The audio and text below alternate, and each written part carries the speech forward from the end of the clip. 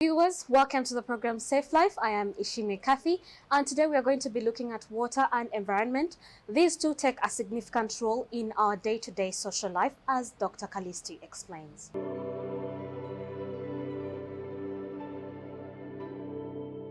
I'm called Dr. Kalisti Ndimugaya.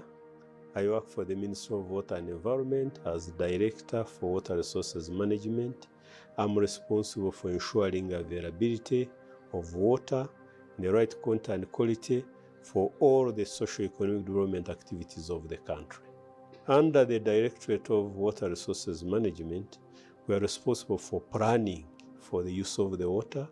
We are planning to allocate the water, and we regulate the use of the water. There are many uses of water, so we have to make sure that every use has its fair share of the resource, and that this water is available in adequate quantity to meet all of those needs. So basically that's what we do. For example, if you are planning to use water for drinking, you have to bear in mind that there are other people who want to use water for irrigation, water for hydropower generation, for industries. So we look at how much water we have.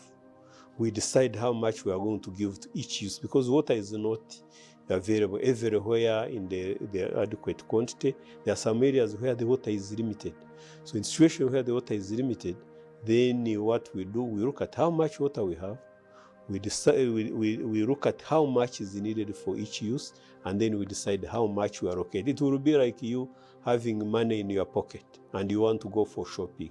You decide, I want to use 10,000 for meat, 5,000 for charcoal, 5,000 for beans, like that. So it's the same with water. So our role is to allocate and decide how much water each of the different users are.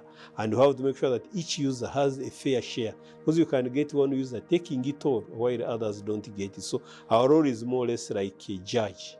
We make sure that we allocate the water and judge and ensure that everybody gets what it has been allocated. We have water in rivers. For example, we have Lake Victoria, we have Lake Kyoga, Lake Albert, River Nile, and many other small rivers. So those ones, we call them surface water sources. But we also have water underground. Underground is the water that we tap through construction of boreholes, shallow wells, and spring. But of course, we also have water that comes as rainfall, which we can tap through harvesting, say on the roof, or it is running on the surface. So water is both underground, on the surface, and also some of it comes as rainfall. Wetlands actually occur where there is water. So wetlands are stores of water. They filter the water and ensure that that water is actually available when we need it. So you cannot talk about wetland without water. A wetland will occur where there is water, but also a wetland is important as a storage reservoir of water. In Uganda, we have a number of water storage reservoirs. We have, for example, lakes. Lake Victoria, Lake Kyoga, Lake Albert rivers will store water. But also we have the wetlands, which are normally associated with those surface water bodies which store the water. Then, of course, we have water which we store in dams and valley tanks, which we construct artificially. So wetlands are a very big store of water, and if they are not there, then it means you are depleting the storage of water, but also you are ensuring that that water is not treated. For example, in Kampala, when it rains, the water will run on the surface and go with a lot of garbage. Now, that water goes through streams, like for example, we have like an Chivubo channel and other streams that go into the lake.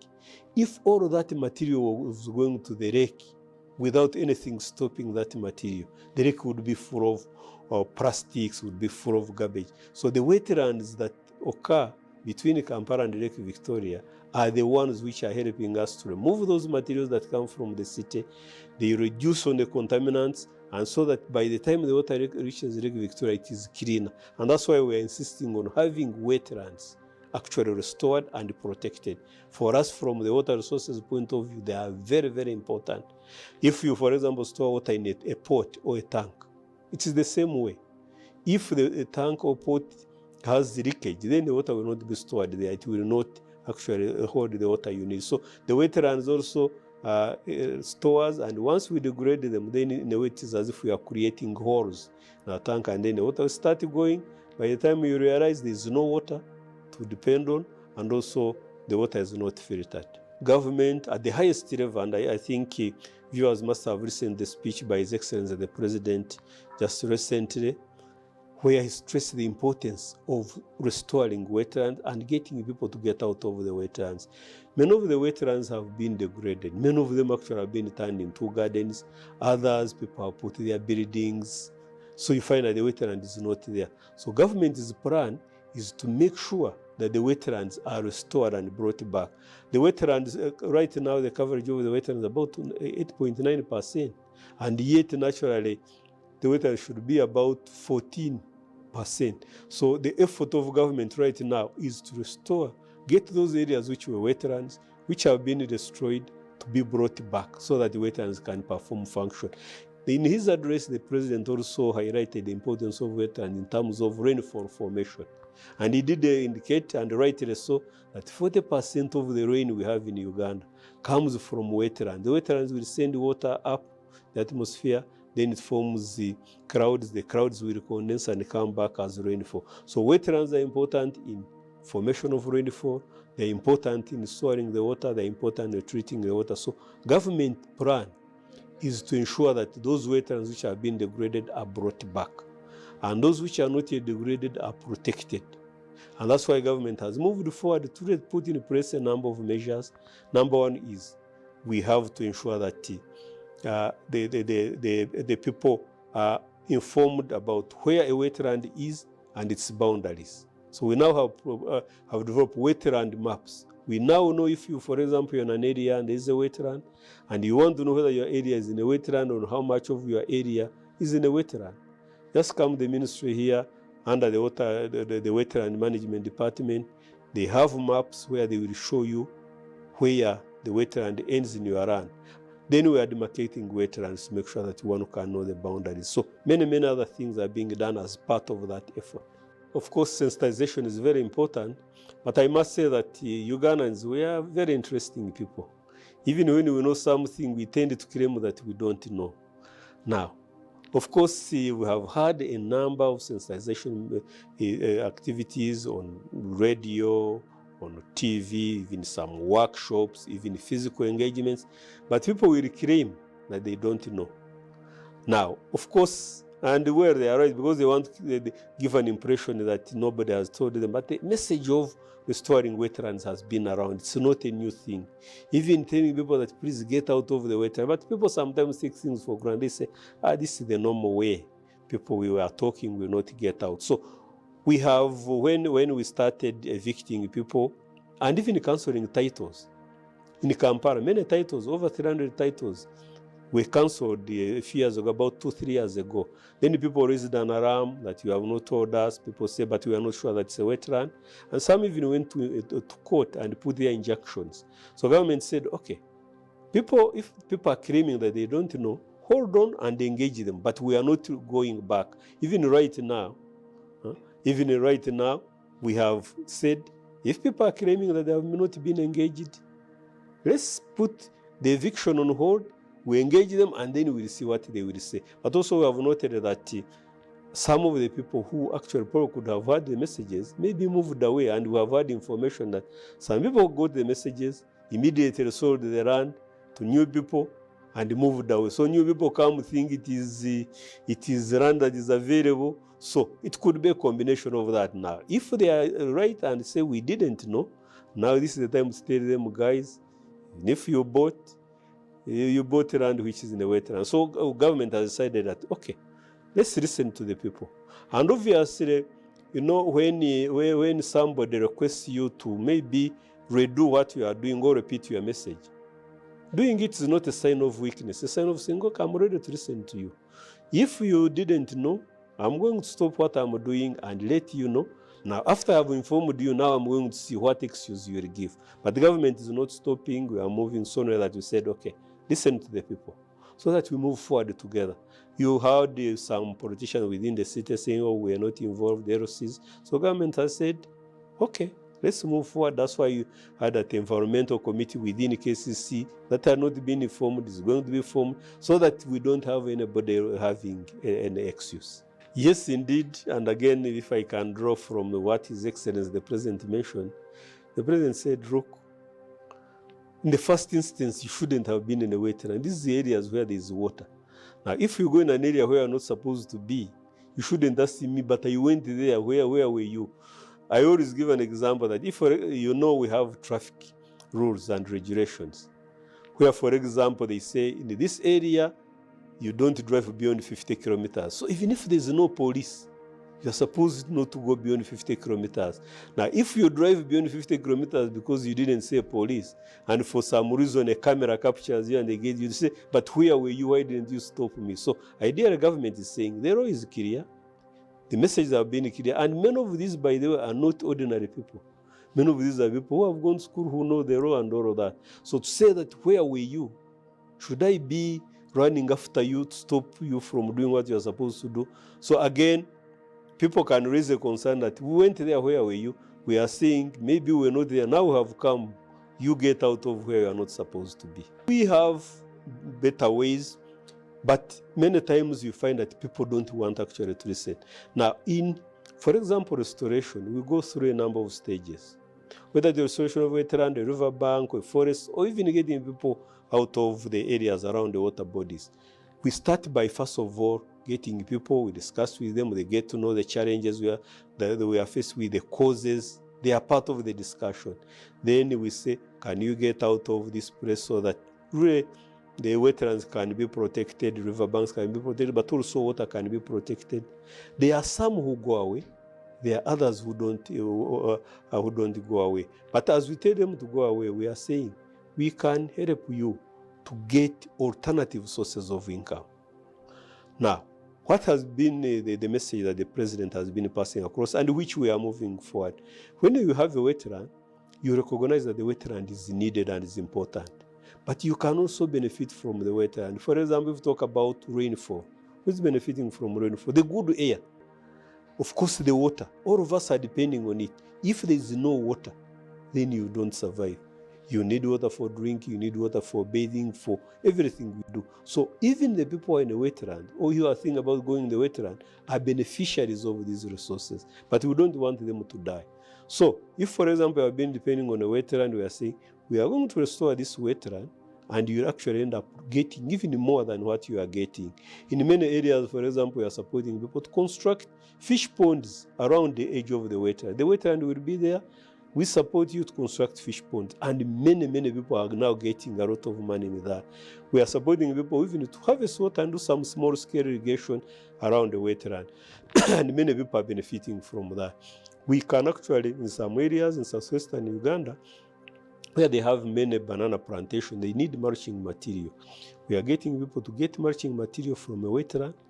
There are people are cutting materials, there are actually jobs are created, people are transporting materials, and they are mulching. So they are getting money around there. Of course, also people can rear animals around. I was, last month I was in in Teso, northeastern Uganda, where a wetland called Kamorojo wetland had been degraded completely. We struggled to get people to get out of the wetland, but afterwards they got out. Now the wetland has been restored. The areas which were gardens now have come up. People have fish ponds. Now people are having sheep, goats, and cows, and they now have a lot of grazing land. So actually people were telling me that they are getting much more money than they were getting before. So sometimes it's an issue of mindset.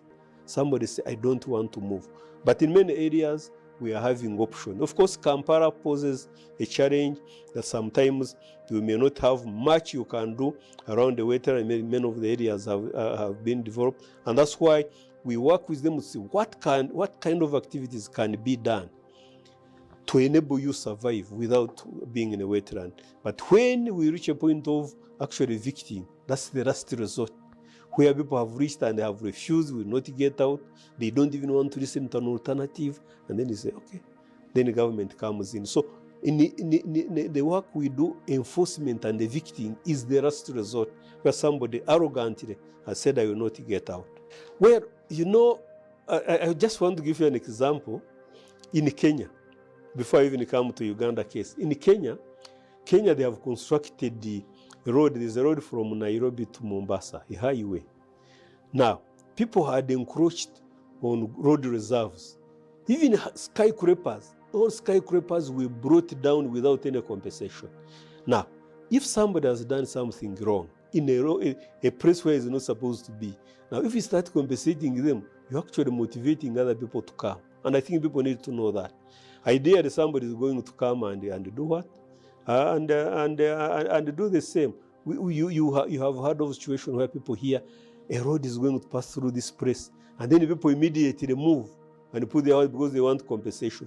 Once you have known that the road is going to pass there, we say, forget about it, you are losing. So I think government is not being unfair. So not just telling people, look, you knew this is a wetland. You went there. It's unfortunate, but you have to take action. And of course, everybody has been concerned about Uganda, that we have very good laws.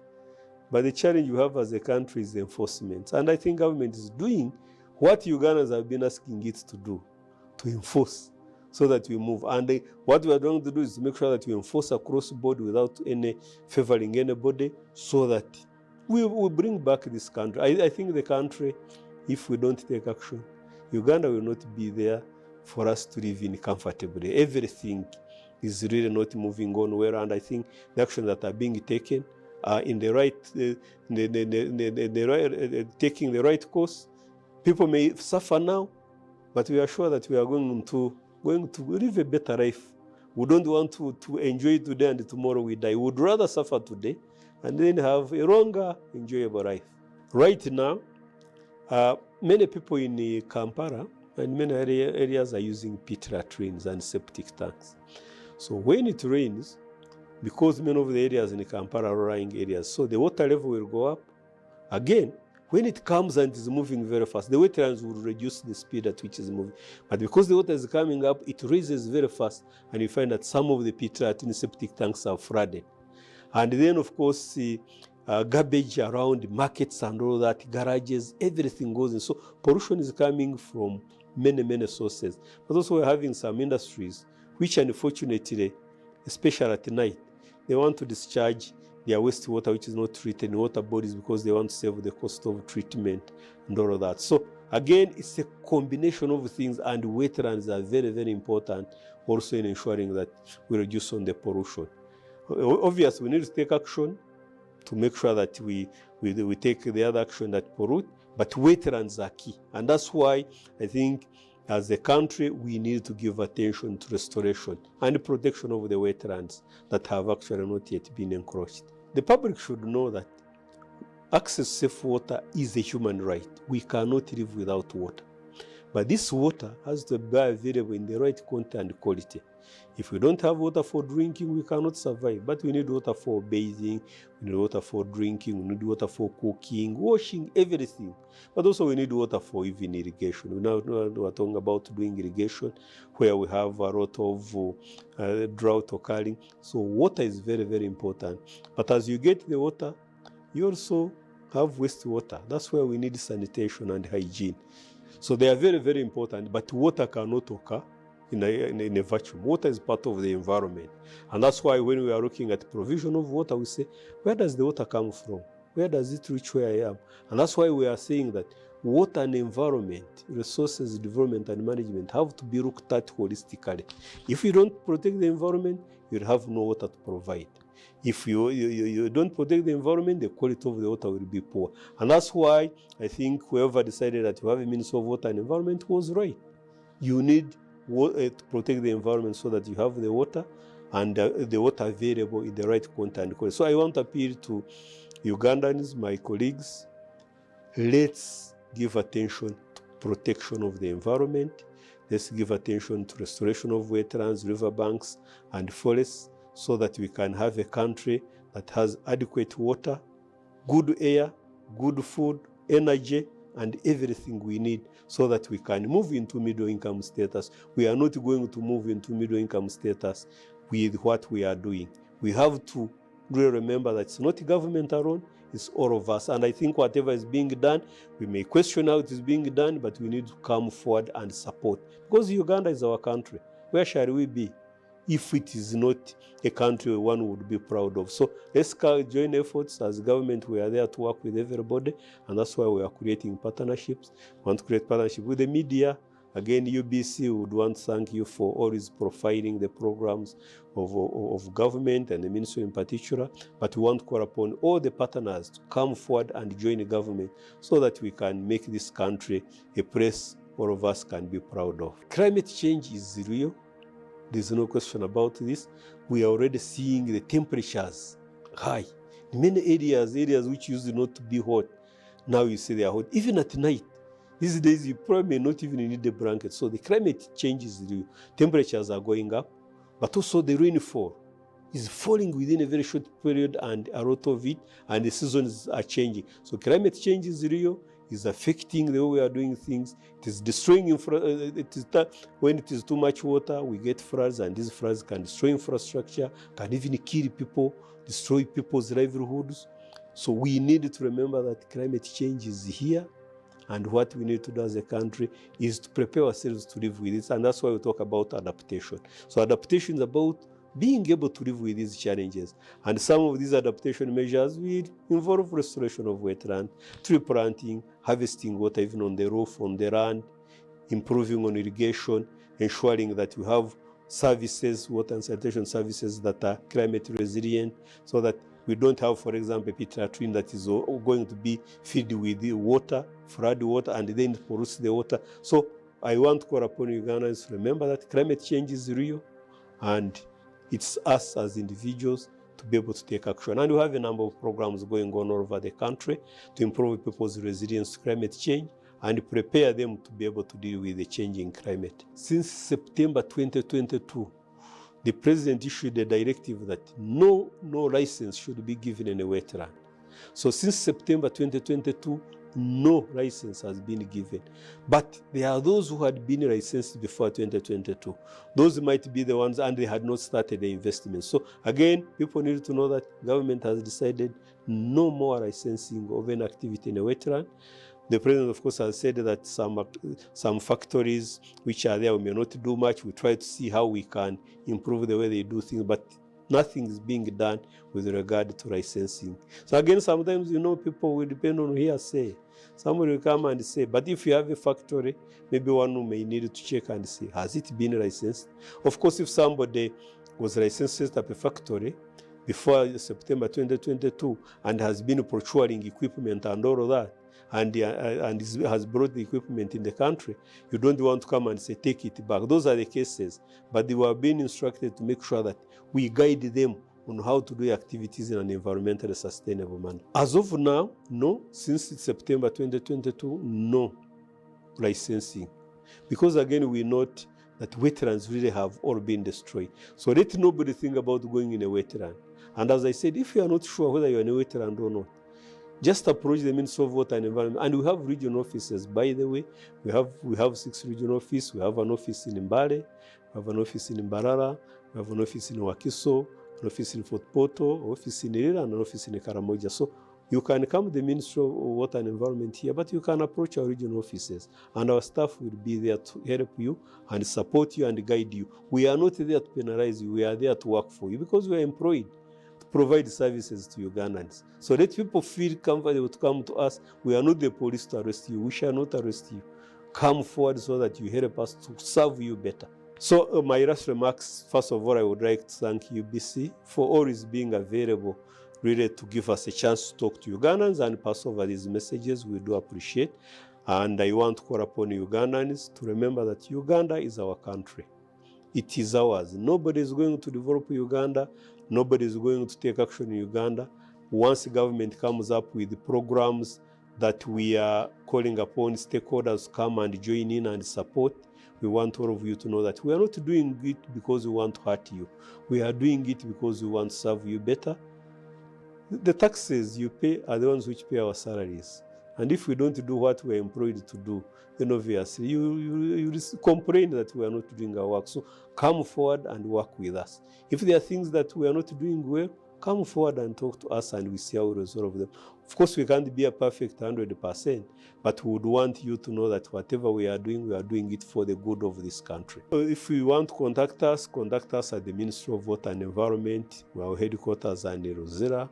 But also we have district offices, we have district water officers, every district. But also we have regional offices. We have an office in Mbale, we have an office in Moroto, we have an office in Mbarara, in Wakiso, in Ilira, and the Fort Portal. So feel free to contact us where you need information.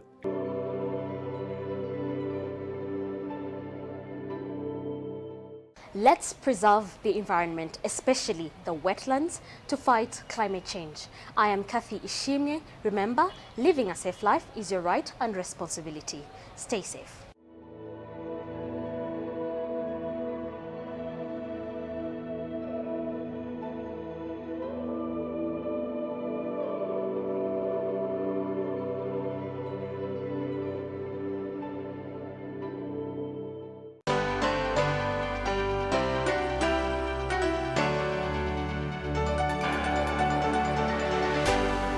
UBC, inspiring Uganda.